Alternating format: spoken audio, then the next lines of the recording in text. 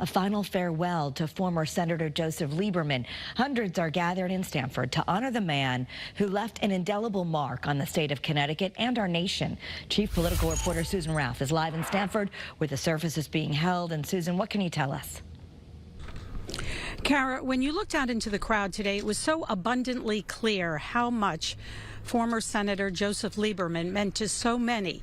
In the crowd, Democrats, Republicans, and the Vice President Al Gore was also in the crowd today. He was one of the speakers.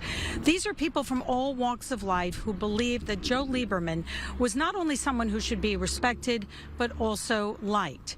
And if you remember, Ned Lamont, our governor, ran against Joseph Lieberman for U.S. Senate.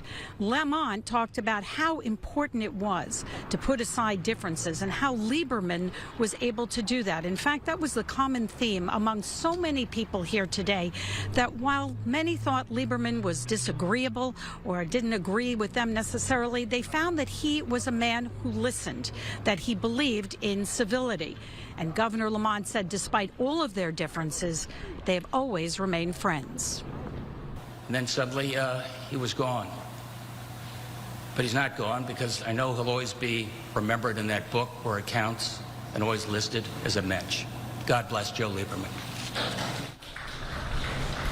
Governor Lamont was one of the first speakers today. The last speaker, former Vice President Al Gore, who said he schlepped to Connecticut late last night because he wanted to honor his friend Joseph Lieberman. As you remember, Gore picked Lieberman to be his vice presidential running mate. He also joked a bit and said at one point it looked like they had won.